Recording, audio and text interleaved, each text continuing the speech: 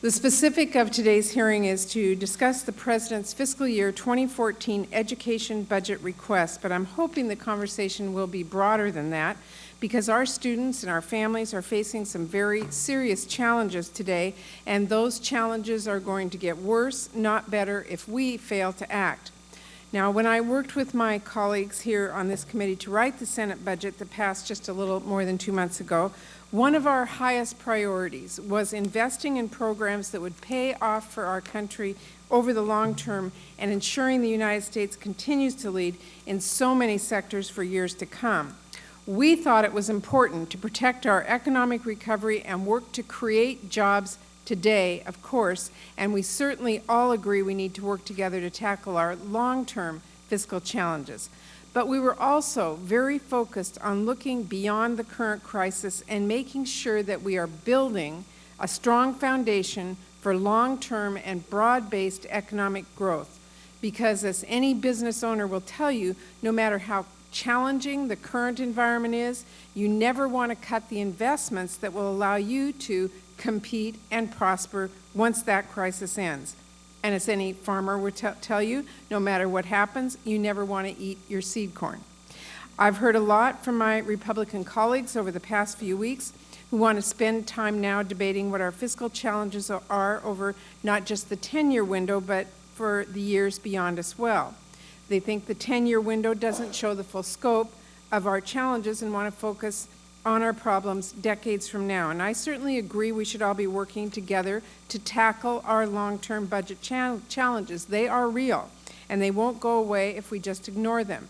But I don't think working together on our 30-year problems means that we should ignore our 30-day problems. And I don't think it means we shouldn't be working right now in a bipartisan budget conference so that we can do everything possible to bridge the divide between the House and Senate budgets, to replace sequestration in a fair and responsible way, to return our budget process to regular order, and give the American people some confidence that their government can operate without lurching from crisis to crisis. I also hope that anyone focused on our 30-year fiscal challenges would also be concerned about our other 30-year challenges. Are we going to be a nation that continues to lead the global economy 30 years from now? Will the children of today, who will be the workforce of 30 years from now, have the education and training they need to fill the jobs our businesses will be creating in 2043? Are we going to be able to compete with countries like China and Brazil and India that are making serious investments and major commitments to educating scientists and engineers? That's the kind of 30-year thinking I think we should be doing too. And that's what so much of what we are going to be discussing today is all about. Investments in education, from early childhood programs through college, are some of the smartest the federal government can make. According to a study done at the University of Chicago by Nobel Prize winner Dr. James Heckman, high-quality early childhood education programs have a 7 to 10% rate of return through better educational outcomes. We also know that those with a high school diploma or less are more likely to be unemployed, to be among the long-term unemployed, and to earn substantially less than their counterparts. And according to the Bureau of Labor Statistics, workers with a college degree can expect to make about $1 million more over the course of their career than those with just a high school diploma. Among our nation's manufacturers, 82% report a moderate to serious skills gap in their skilled positions. 74% say that this skills gap has negatively impacted their business, and 70% expect it to get worse. McKinsey Global Institute estimates that the U.S. will need to produce roughly 1 million more post-secondary degrees by 2020, 40% more than today, to ensure we have the skilled workers that our economy needs. Tony Carnevale, the director of the Georgetown University Center on Education and the Workforce, who testified actually before this committee back in February, estimated that by 2018, nearly 2/3 of U.S. jobs will require some education or training beyond a high school diploma. So we have a lot of work to do when it comes to making sure our students and our workers are getting the education and training they need. but unfortunately our current path is taking us in the wrong direction. Sequestration, which was never intended to take effect and was written into the Bipartisan Budget Control Act to bring both sides together to the table to compromise, is starting to hit children and students hardest in communities across our country.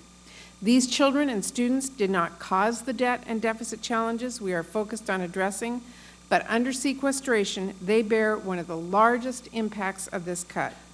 I saw this firsthand myself in a recent visit to a Seattle pre-kindergarten classroom. After I had the opportunity to read a story to the students at Denise Louie Education Center, I sat down and had a conversation with the staff about the $130,000 that had been cut from their center's budget this year due to sequestration and how that was going to affect the low-income children that they serve. They told me that to manage the cuts so far, the already cash-strapped center had to eliminate 2 full weeks of their preschool program that so many of our local parents depend on while they're at work. They've had to eliminate a classroom, they've cut slots for children, and they've let staff go. They are fighting to serve as many children as they can, but they told me it's only going to get harder if these sequestration cuts continue. This story is being told thousands of times over in communities all across this country. Hundreds of thousands of children will lose access to Head Start programs if sequestration continues. We also know these automatic cuts will be very harmful in our school districts, particularly those with high populations of low-income, military, and Native American children. Cuts to Title I and IDEA and Impact Aid are going to lead to teacher layoffs and reduced supports and services for these children who we know are among the most vulnerable.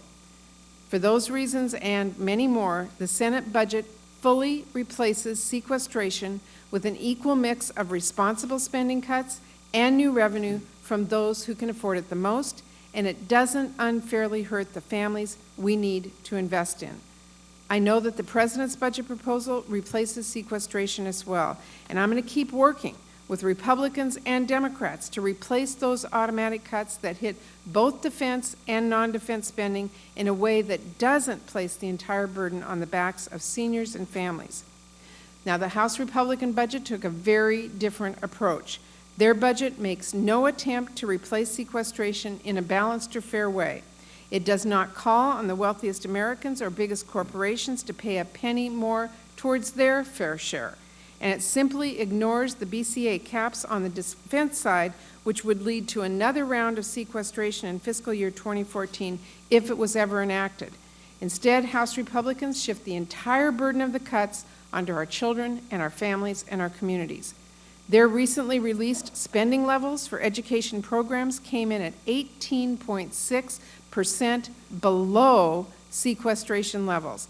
That would mean bigger cuts, much bigger cuts, to Title I, to IDEA, to Impact Aid, to Pell, the very core programs that support education in our country. And it would mean we couldn't even consider new investments in our students to make sure they can compete in the global economy. The House Appropriations Committee has been clear. They don't think those numbers are actually workable. And they're right.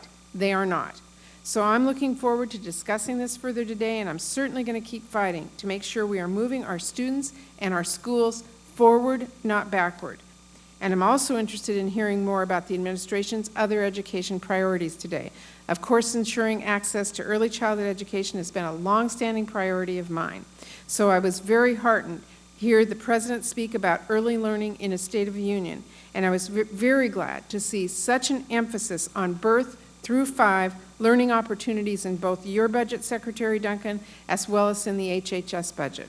I'm looking forward to working with you to make sure all of our children in our country have access to pre-kindergarten, which we know is such an important step to making sure of the academic success of all of our young people. As we all know, our college students and their families are up against a critical deadline as well, July 1st, coming very fast at us. The current fixed interest rate on Stafford federal subsidized loans will double to 6.8% unless we here in Congress take action. That doesn't make sense to me, and it needs to be stopped. Students are taking on more and more debt and struggling to pay it back today. So the last thing we should do is be making it even harder for them. So I personally strongly support extending the current interest rate cap on these loans to make sure students are protected when interest rates rise. And I'm going to keep fighting for that in the coming weeks, and I hope Congress can work now on a bipartisan basis to help keep interest rates low for our college students. This is a short-term solution, of course, and we need to keep working to make sure our higher education system is working for students and for businesses that depend on it to graduate workers ready to fill our 21st century jobs. I'm certainly interested in hearing more of your thoughts on this issue, Secretary Duncan, as well as the other policies in your budget that impact our students and families. As we all know, the budget debate here in Washington, D.C. is often centered around abstract numbers and far too often ends up being mired in partisanship and budget games. But what shouldn't be controversial or partisan is the idea that we should be investing in our students and making sure our country is positioned to compete and win in the 21st century economy. That is what this hearing is about today. And that's what I'm working toward as I continue urging Republicans to join us in a budget conference that they've been spent years saying they wanted, and work with us on a budget deal to put our country on a responsible path this year, next year, and for years to come. With that, I will turn it over to Senator Johnson for his opening statement.